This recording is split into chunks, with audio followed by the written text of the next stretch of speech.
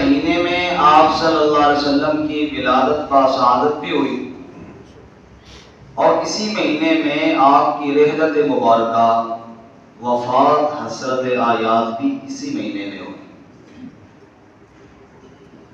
یہی ربیع الاول کا مہینہ تھا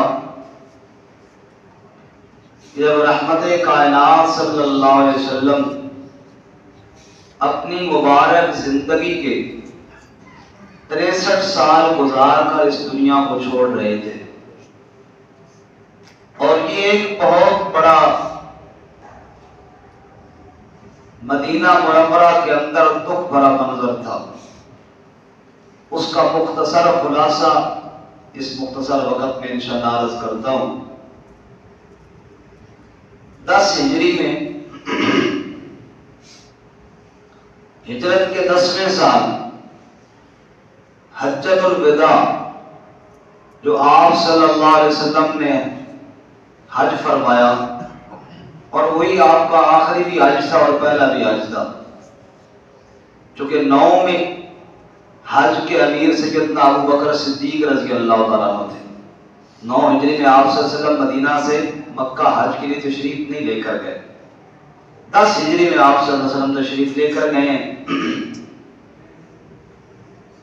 اور اس وقت سورۃ النصر بھی نازل ہوئی۔ اذا جاء نصر اللہ والفتح ورأيت الناس يدخلون في دين اللہ افواجا۔ اللہ نے خوشخبری سنائی کہ اللہ کے دین میں اب فوجوں کی فوجیں داخل ہوں گی۔ چنانچہ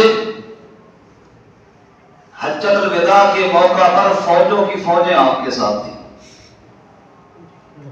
اور آپ پر ایمان لانے والے ہزاروں کی تعداد میں امنڈ آئے تھے۔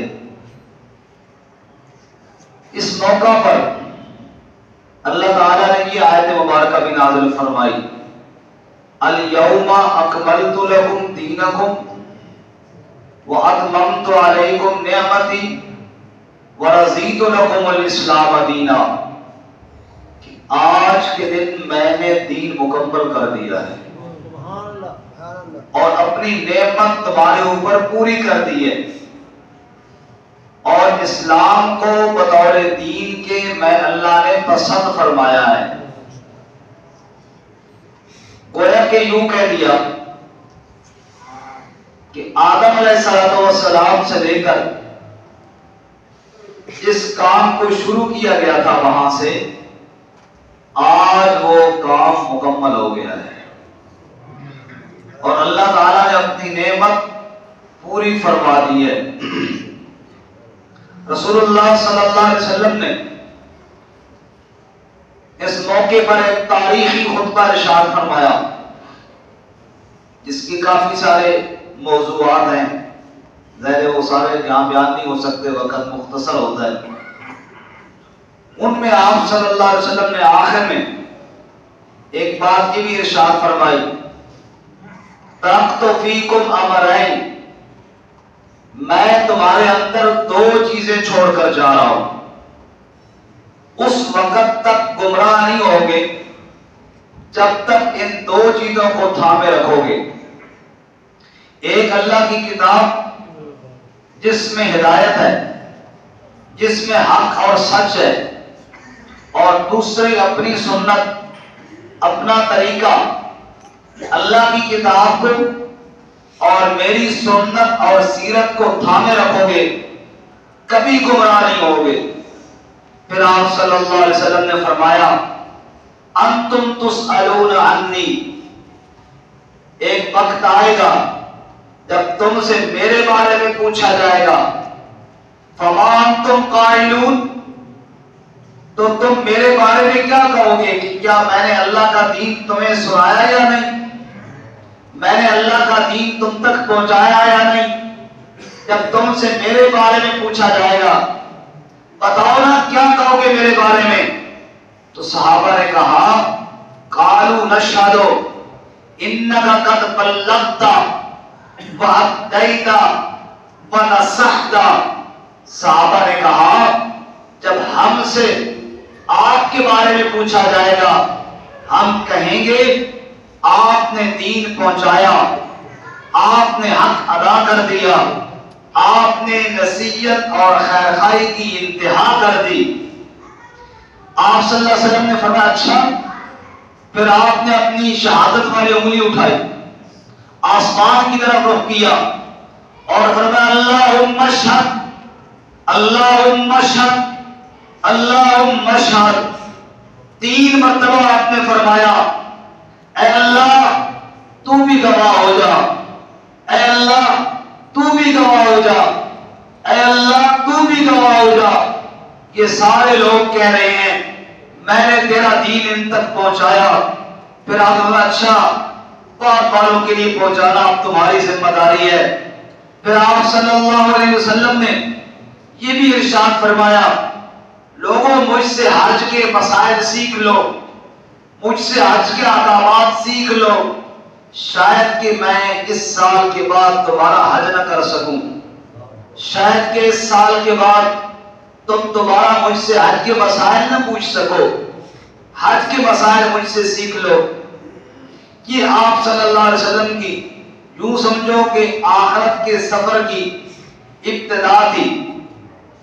لیکن بعد میں آپ صلی اللہ علیہ وسلم نے ایک اور بات بھی بتائی تھی جس کا پہلے صحابہ کو خیال نہ ہوا کہ آپ کے آخرت کی سفر کی ابتدا تو رمضان سے شروع ہو چکی تھی۔ یہ حج والا مہینہ تو بعد میں آتا ہے، رمضان پہلے گزر جاتا ہے۔ آپ صلی اللہ علیہ وسلم کی آخرت کے سفر کی ابتدا رمضان میں ہو گئی تھی، جو آپ صلی اللہ علیہ وسلم نے ہر سال رمضان میں 10 دن کا اعتکاف فرمایا، اور آخری سال آپ صلی اللہ علیہ وسلم نے 20 دن کا اعتکاف کیا تھا۔ اور آپ نے حضرت فاطمہ الزہرا رضی اللہ تعالیٰ عنہ کو بتایا تھا کہ ہر سال رمضان میں جبرائیل علیہ السلام آتے ہیں اور ایک دفعہ قرآن کریم کا دور میرے ساتھ کرتے ہیں، جیسے ہم حافظ لوگ رمضان پہ دور کرتے ہیں۔ بچوں بیٹھ جاؤ آرام سے، کیا مسئلہ ہے؟ آپ بیٹھ جاؤ آرام سے، نہ اٹھو، کبھی کدھر بھاگتے ہو کبھی کدھر۔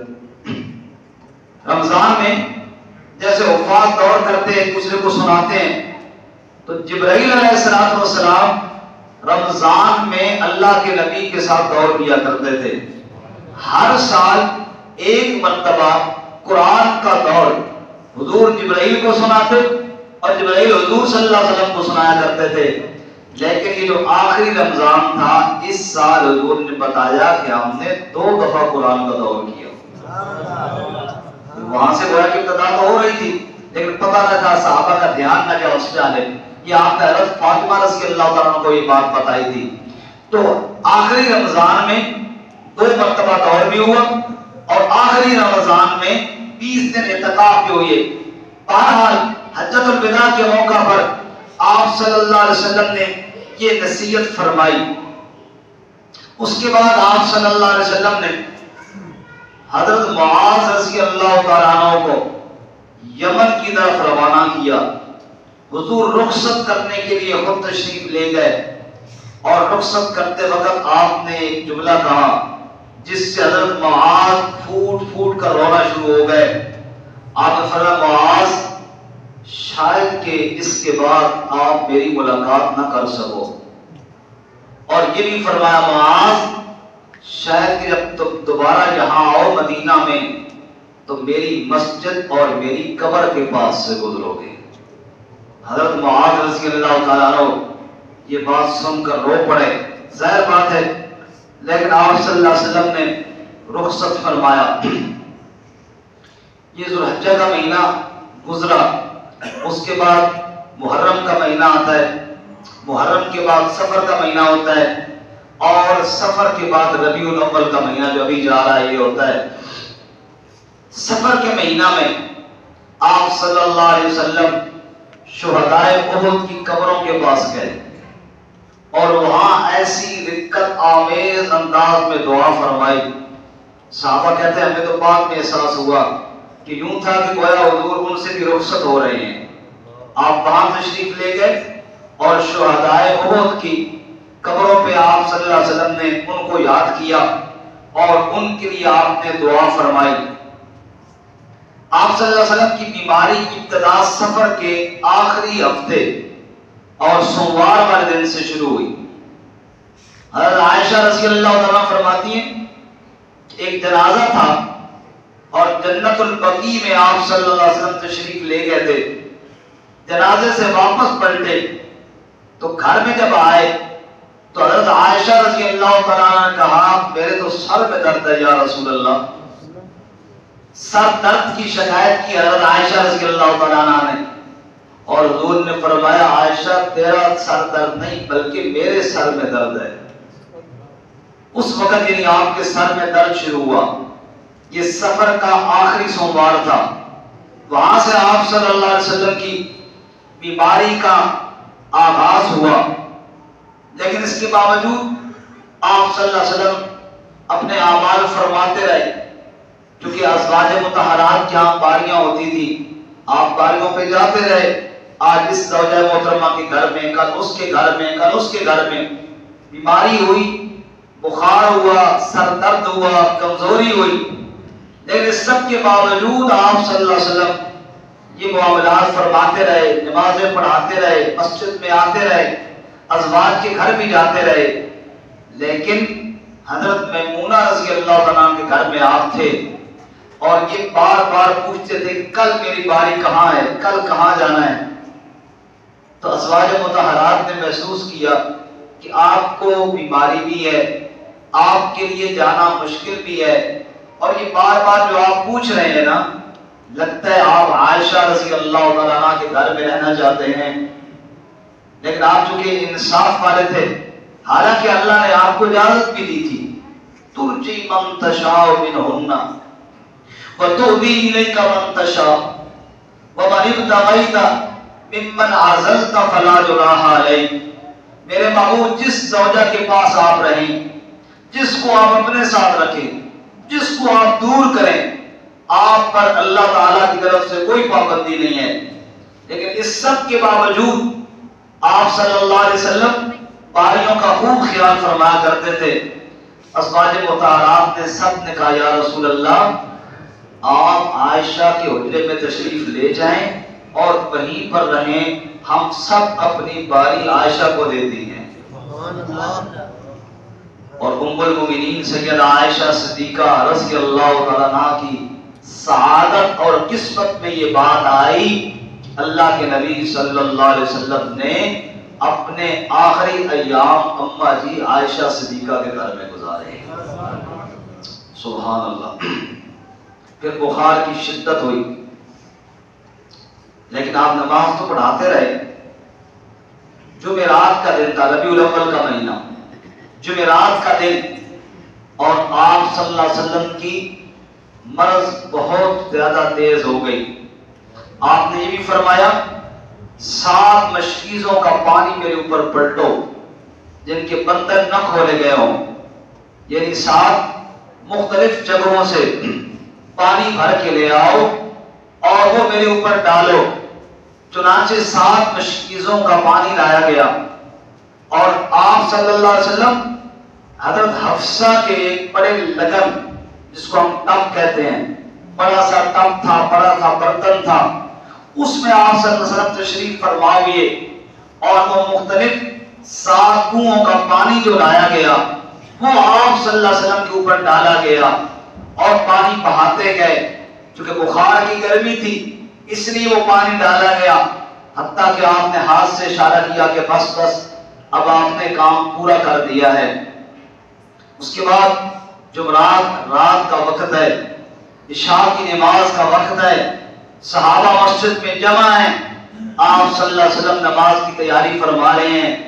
وضو فرمایا، مرض اتنا تیز ہوا غشی طاری ہو گئی، غنودگی طاری ہو گئی، پھر آپ گویا کہ سو گئے۔ پھر آپ نے آنکھ کھولی، سوال کیا اصل الناس، لوگوں نے نماز پڑھ لی؟ نہیں یا رسول اللہ، بل ینتظرونک، آپ کا انتظار کر رہے ہیں۔ آپ 1 منٹ کے لیے سوچیں، حضور بیمار ہیں اور مقتدی صحابہ کرام ہیں اور انتظار حضور کا ہو رہا ہے، اور صحابہ کی کیا کیفیت ہوگی؟ آپ نے پوچھا نماز پڑھ لی؟ نہیں یا رسول اللہ آپ کا انتظار ہو رہا ہے۔ اچھا وضو کرواؤ، پانی لایا، وضو فرمایا، اٹھنے کی ہمت نہ ہوئی، پھر غشیداری ہو گئی، پھر آپ سو گئے، پھر آپ کھولی، نماز پڑھ لی لوگوں نے؟ نہیں جی بیٹھے ہیں اسی طرح آپ کے انتظار۔ اچھا وضو کرواؤ، حتیٰ کہ 3 مرتبہ آپ نے وضو فرمایا لیکن نہ اٹھ سکے، پھر آپ نے فرمایا مرو ابا بکر فلیصلی بالناس، مرو ابا بکر فلیصلی بالناس، جاؤ ابو بکر سے کہو وہ لوگوں کو نماز پڑھائے۔ سبحان اللہ۔ عائشہ رضی اللہ تعالیٰ کہتی ہے میں نے عرض کیا یا رسول اللہ ابو بکر کو نہ کہو، عمر کو کہو، ابو بکر تو بڑے کمزور دل والے آدمی ہیں، جب انہیں یہ پتا چلے گا کہ حضور نماز کے لیے نہیں آ سکے، وہ آپ کے مصلی پر کھڑے ہو جائیں گے تو کیسے نماز پڑھائیں گے، اس لیے عمر کو کہو۔ آج فرمایا نہیں ابو بکر سے کہو وہ میرے مصلی پر کھڑے ہو کر نماز پڑھائے۔ چنانچہ یہ سعادت ابو بکر صدیق رضی اللہ عنہ کو حاصل ہوئی کہ حضور کے مصلی پر آپ کی موجودگی میں کھڑے ہو کر انہوں نے نماز پڑھائی۔ اللہ اکبر۔ مرض کی شدت ہے، اور اس دوران آپ نے جو باتیں کہیں وہ کون کون سی کہی؟ ظاہر بات ہے آپ حجرہ عائشہ رضی اللہ تعالیٰ عنہ میں تھے، اس لیے ان احادیث کی راویہ حضرت عائشہ صدیقہ ہیں رضی اللہ تعالیٰ عنہا۔ آپ صلی اللہ علیہ وسلم جمعرات کی رات کو، پھر آگے جمعے کا دن، پھر ہفتے کا دن، پھر اتوار کا دن، سوموار کو آپ صلی اللہ علیہ وسلم فجر کے بعد اس دنیا سے رخصت ہوئے۔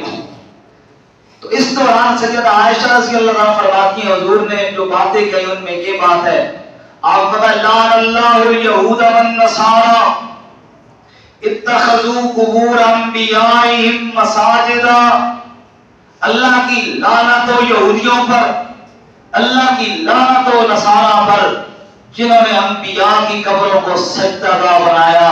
اور آپ نے یہ بات بھی کہی اللہم لا تجعل قبری وثنا یعبد، اے اللہ میری قبر کو بت خانہ نہ بنانا کہ لوگ ان سے عبادت کرنا شروع کریں، اے اللہ میری قبر کو سجدہ گاہ نہ بنانا۔ اللہ کے نبی دعا کر رہے ہیں، اور میرے بھائیو 1 منٹ کے لیے رک کر کسی پر تنقید کی نیت نہیں، اصلاح کی غرض سے سوچئے، جب حضور فرما رہے ہیں انبیاء کی قبروں پہ سجدہ جائز نہیں، تو بتاؤ اولیاء کی قبروں پہ سجدہ کیسے جائز ہو گیا؟ بات سمجھ میں آ رہی کہ نہیں آ رہی؟ جب انبیاء کی قبروں پہ سجدہ جائز نہیں تو کسی اور قبر پہ سجدہ کہاں جائز ہو گیا؟ سجدہ کرنا ہے تو صرف کس کے سامنے کرنا ہے؟ سید اللہ شاہ بخاری رحمۃ اللہ علیہ کی بات فرماتے ہیں جب میں نے آپ صلی اللہ علیہ وسلم کا تذکرہ شمائل کی کتابوں میں پڑھا، مجھے حضور بے مثال نظر آئے، آپ کی زلفیں بے مثال، چہرہ بے مثال، میرے دل میں خیال پیدا ہوا عطا اللہ شاہ بے مثال نبی ہے، اس جیسا تو اور ہے ہی کوئی نہیں، اس کے آگے سجدہ کر لے۔ لیکن پھر میں نے دیکھا عرب کی زمین ہے اور یہ بے مثال نبی اپنی پیشانی ننگی زمین پر رکھ کے کہتا ہے سبحان ربی الاعلیٰ، تو میں سمجھ گیا عطا اللہ شاہ سجدہ اس کو نہ کر، سجدہ اس کو کر جس کے آگے بے مثال محمد بھی سجدہ ریز ہو گیا ہے۔ سجدے کے لائق صرف کون ہے؟ اللہ۔ آپ نے دعا کہ اللہ میری قبر کو سجدہ گاہ نہ بنانا، اللہ نے ایسی دعا قبول کی، صدیاں گزر گئیں، وہ سجدہ کر کے تو دکھایا، سجدہ کر کے تو دکھایا، اللہ نے اپنے محبوب کی دعا کو قبول کیا، کہو سبحان اللہ۔ بہرحال آپ صلی اللہ علیہ وسلم نے اتوار والے دن غالباً لوگ جمع ہوئے، مرض شدید تھا، آپ نے فرمایا ایتونی بقرطاس اکتب لکم لن تضلوا بعدی، کوئی کاغذ قلم لے آؤ، میں تمہیں کوئی تحریر لکھوا دوں تاکہ تم میرے پاس بھٹک نہ جاؤ۔ اب جناب کوئی کہے لے آؤ، کوئی کہے نہ لاؤ، حضور بیمار ہیں، پتہ نہیں آپ کیا لکھوانا چاہتے ہیں۔ حضرت سیدنا عمر رضی اللہ تعالیٰ عنہ آگے بڑھے اور فرمان لگے حسبنا کتاب اللہ، ہمیں اللہ کی کتاب کافی ہے۔ گویا کہ آپ صلی اللہ علیہ وسلم امتحان لے رہے تھے۔ وہ کل حجۃ الوداع کے موقع پہ میں نے کہا تھا کتاب اللہ چھوڑ کے جا رہا ہوں، اپنی سنت چھوڑ کر جا رہا ہوں، بس ان کو تھام لوگے گمراہ نہیں ہوگے۔ کل یہ آیت سنائی تھی الیوم اکملت لکم دینکم، دین مکمل ہو گیا ہے۔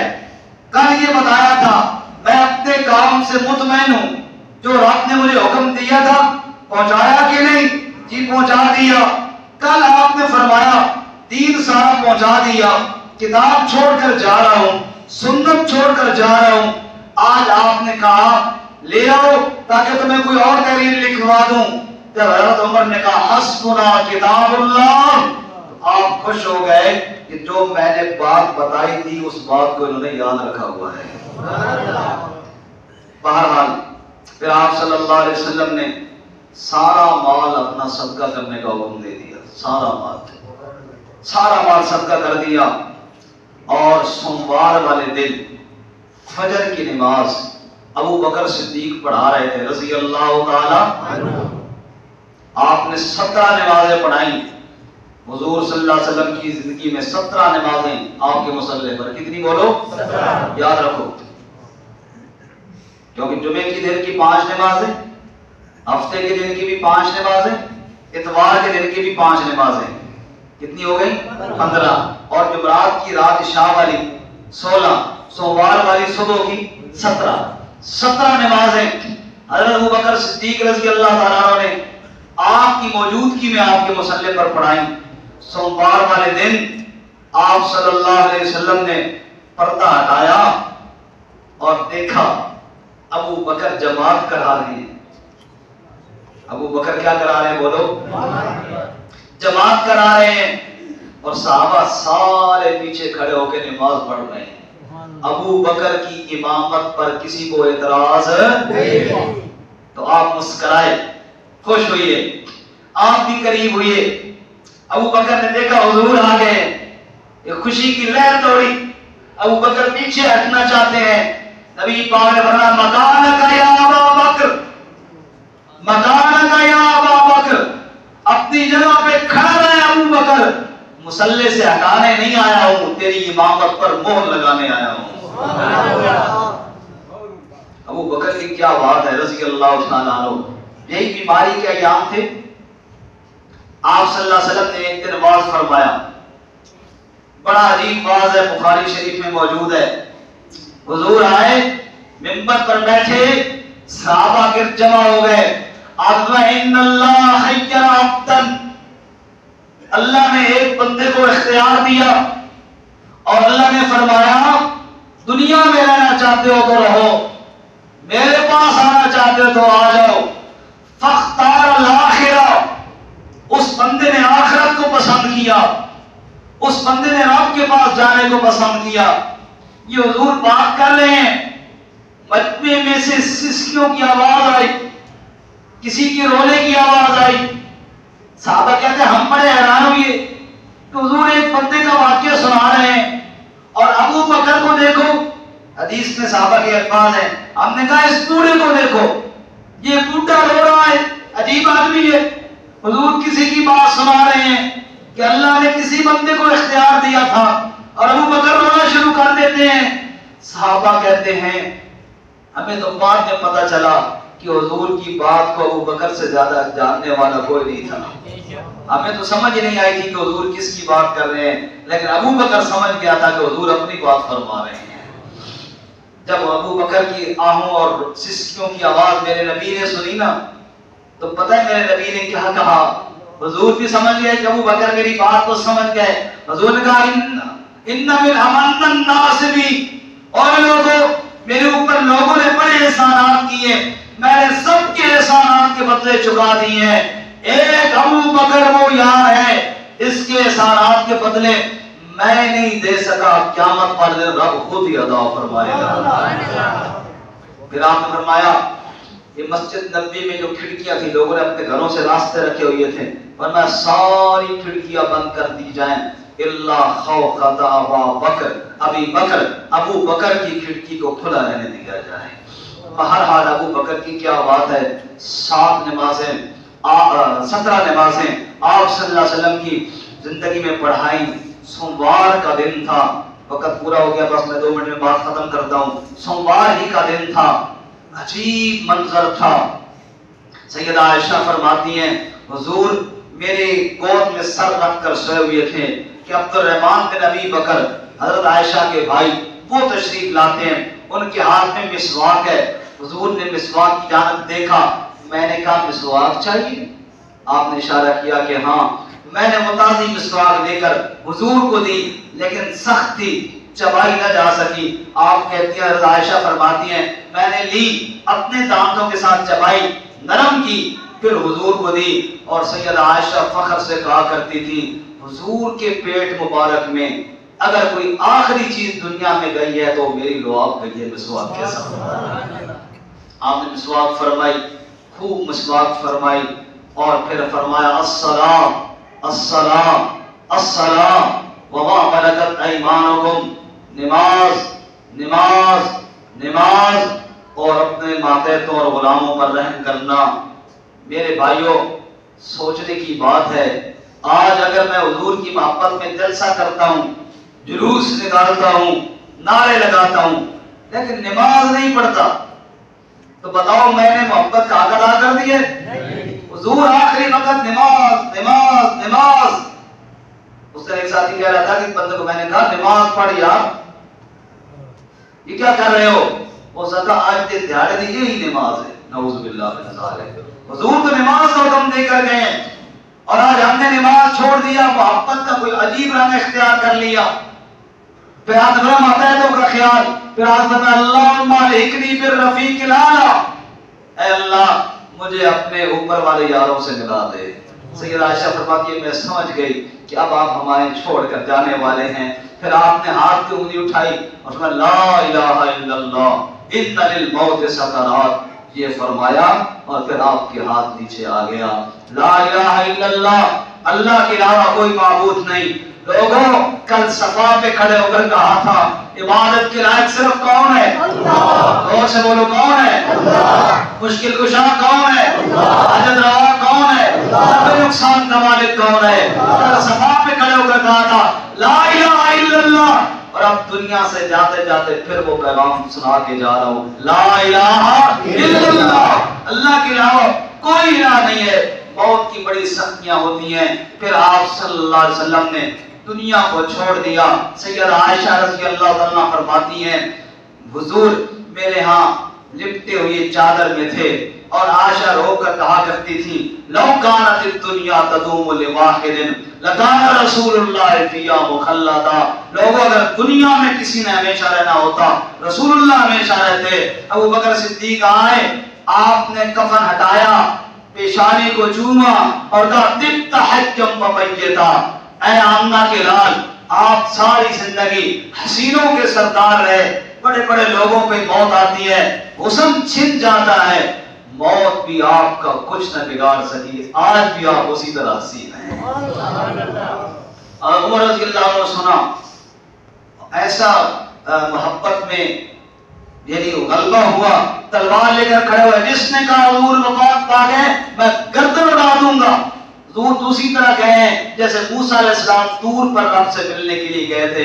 ابو بکر صدیق آئے، کہا ٹھہر جاؤ ٹھہر جاؤ، عمر کہاں سنتے ہیں، پھر آپ منبر پر گئے، صحابہ ابو بکر کے گرد جمع ہوئے، آپ نے فرمایا من کان منکم یعبد محمدا فإن محمدا قد مات ومن کان منکم یعبد اللہ فإن اللہ حی لا یموت۔ اور لوگوں جو محمد صلی اللہ علیہ وسلم کو معبود سمجھتا تھا وہ دیکھ لے اس کا معبود آج دنیا سے چلا گیا ہے، جو رب کی عبادت کرتا تھا وہ ہمیشہ سے ہے ہمیشہ رہے گا۔